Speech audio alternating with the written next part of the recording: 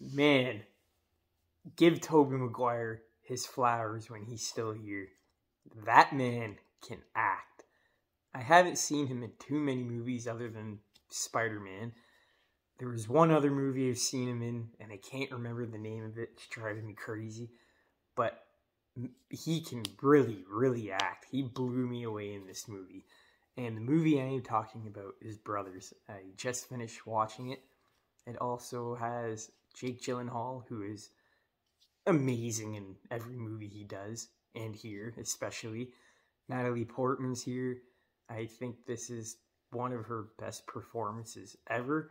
She is a great actress. I actually didn't mind her in Thor Love and Thunder. I actually really liked her. And she really shows her acting chops here.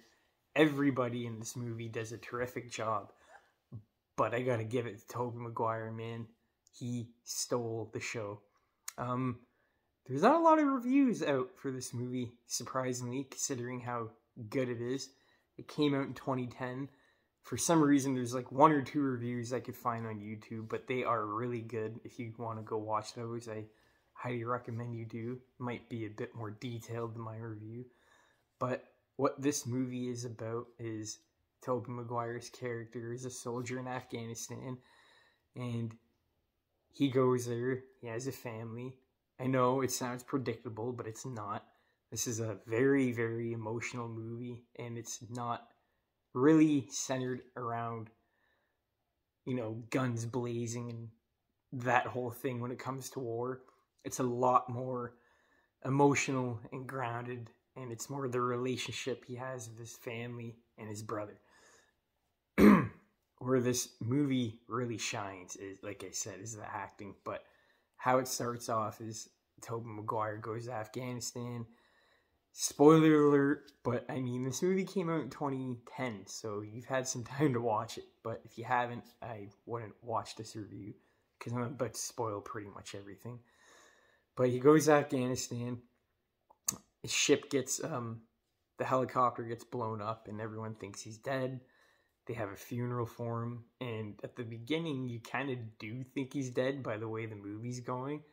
But then you find out he's still alive, and he doesn't give the Al-Qaeda leaders any information, and he basically is forced, like literally forced. He put up a good fight. He was literally forced to kill his own crew member, which obviously just causes a shit ton of trauma for him, and getting his helicopter shot down, getting the shit beaten out of.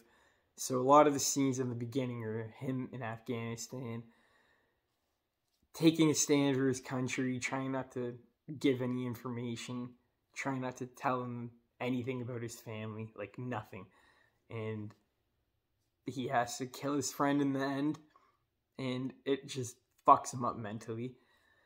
And then he goes back. But before he goes back, Jake Gyllenhaal, which I really, really liked his character. Usually in movies, we have, the dude that comes out of prison. He's trying to get a fresh start, and some movies kind of fuck it up because the person makes so many stupid decisions, and it's hard to tell that they're trying to become a better person. But Jake Gyllenhaal's character here really does try to improve, and it makes his character really likable.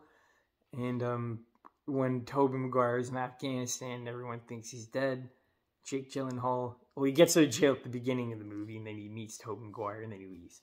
But after he leaves, he's the uncle of the daughter, so he's around a lot more, and he's with Natalie Portman, who is Tobey Maguire's wife in the movie, and he's just around the kids a lot more. He starts helping around the house, starts improving. He does have a couple of moments where, he's drunk and he needs help, but mostly, like 98% of the time, he's making decisions to improve himself, and it makes it for a really entertaining, character arc.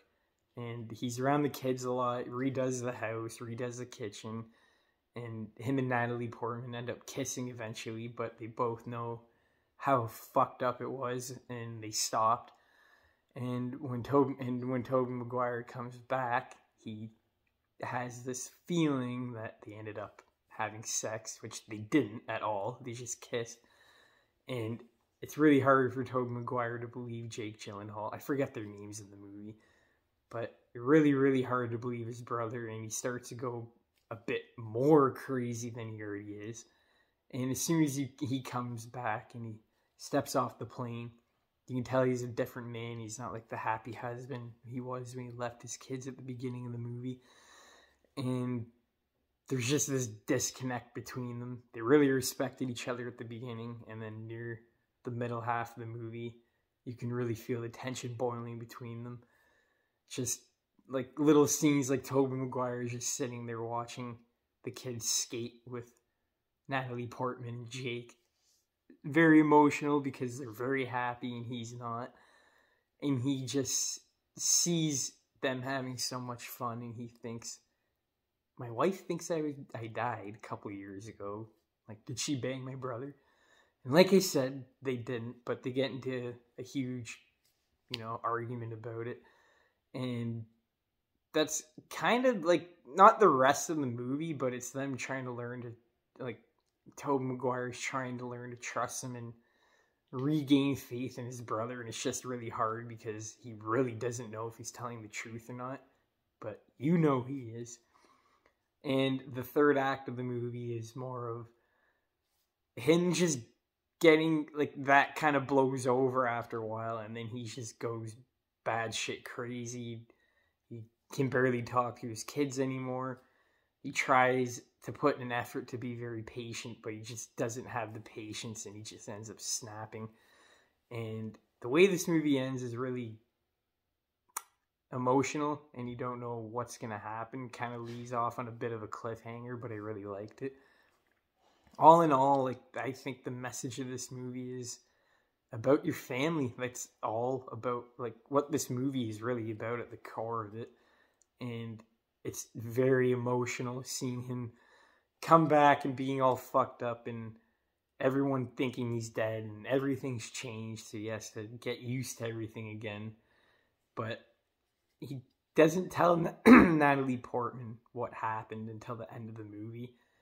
And I think that's what gave him a bit of relief, because he didn't tell her throughout the whole movie what he did, because the person that he killed also had a child and a wife and a family, and they end up going over to the house, and Tobey Maguire is just a complete mess.